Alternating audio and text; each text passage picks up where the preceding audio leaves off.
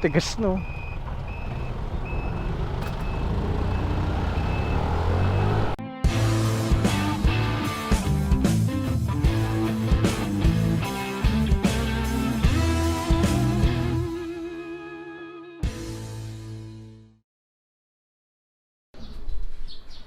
Mga chong, magandang araw.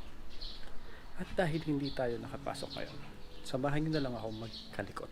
May napansin kasi kong problema dun sa Yamaha Sight ko na naglalak yung steering bearing. So aalamin natin kung yung problema. Pero probably baka knuckle bearing yun. So marami akong kabubuhang gagawin along the way. Katulad na lamang ng pagtatanggal ng buong fairings pero knuckle bearing lang yung gagawin. Eh syempre, wala naman tayong alam eh.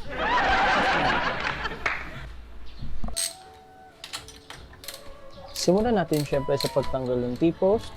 Kumuha ka ng proper tool, syempre proper sukat. Konting uga-uga, may hila.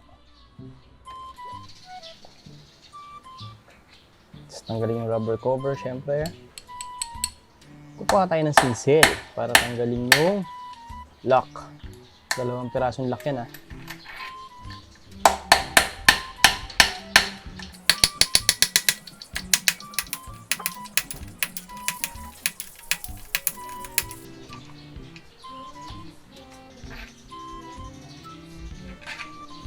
Tanggalin nyo yung cover. Yan. Ang galing, di ba? Focus! Focus!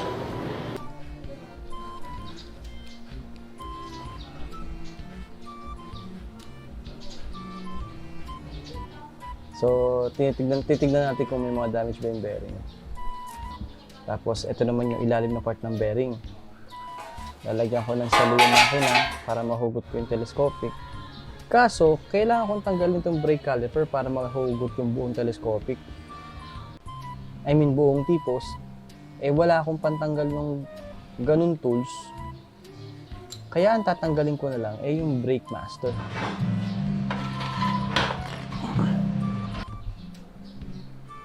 Yeah. So, dating yan. Ayun. Kanal na. Para mas madali yung trabaho, syempre, tatanggalin ko yung cover nung telescopic para mas may access ako para matanggal yung pinaka-crown nung bearing. Crown ba o base? Basta yung other side ng bearing. Kasi papalitan natin siya ng bago. So, konting pok-pok-pok-pok. Hila.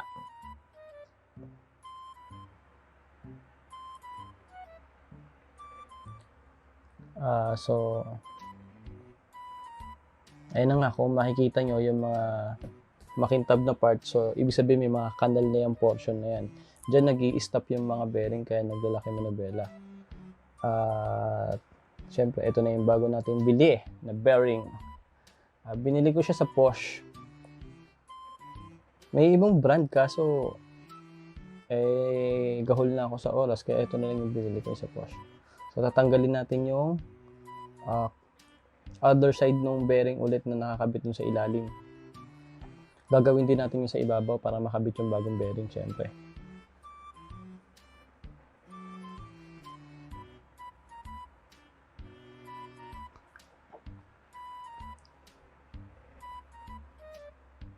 Ayun nga, may mga kanal-kanal na nga siya. So ito na yung bago natin bearing. Tapos syempre, konting pok-pok-pok-pok.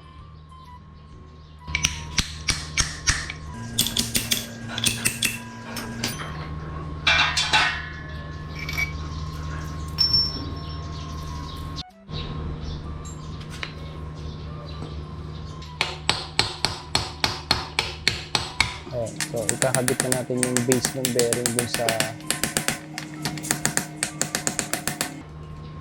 T-post.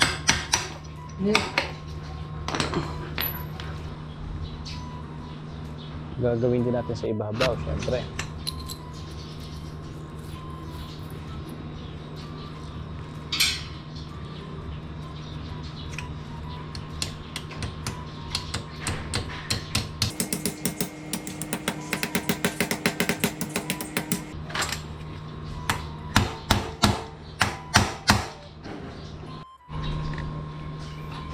kabitan time. So yung binaklas ko, ikakabit ko muna ulit. Then, syempre, huwag natin kakalimutan lagyan ng grasa, yung bearing, no?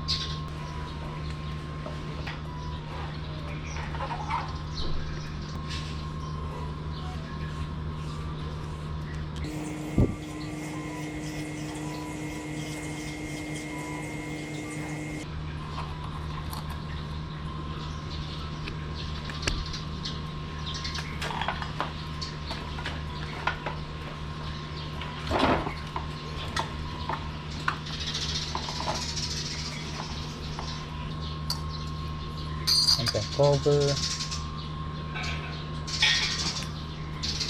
Lalagyan natin yung lock din, syempre.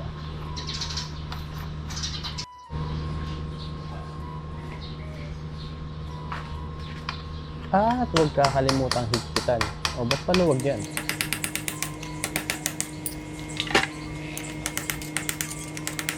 Ayan, pahigpit ganyan ah. Yung other side paluwag.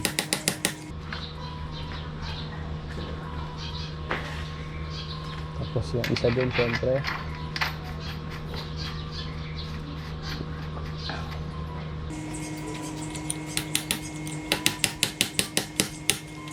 Huwag din masyadong mahigpit para may play pa rin. Para hindi masyadong matigas yung manubela. Tapos, babalik ko na yung mga pinagbabaklas ko mga din ng mga kailangan.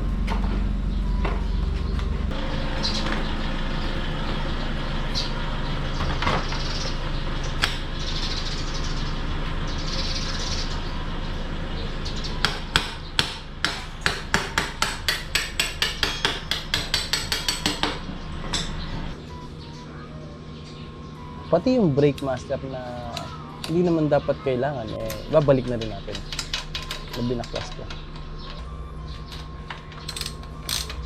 Ito yung sisiguraduhin natin mahigpit ang pagkakalagay.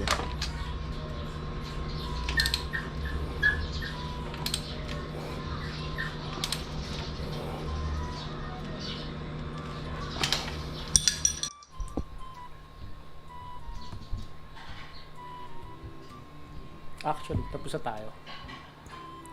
Kabit na natin yung knuckle bearing na bago. Yung problema, sa katangahan ko, ang dami kong binaklas. So, balikan ko na lang kayo.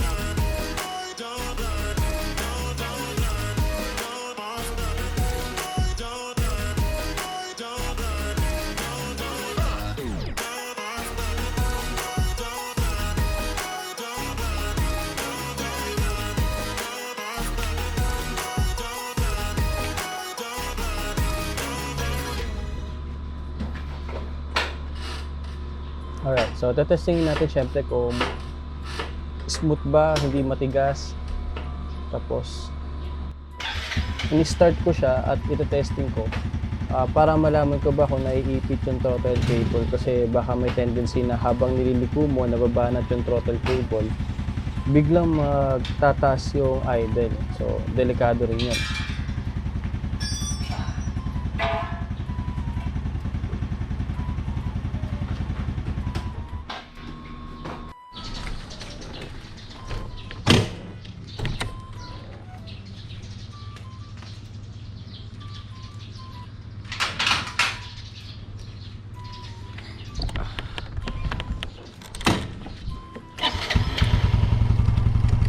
Siyempre susubukan natin.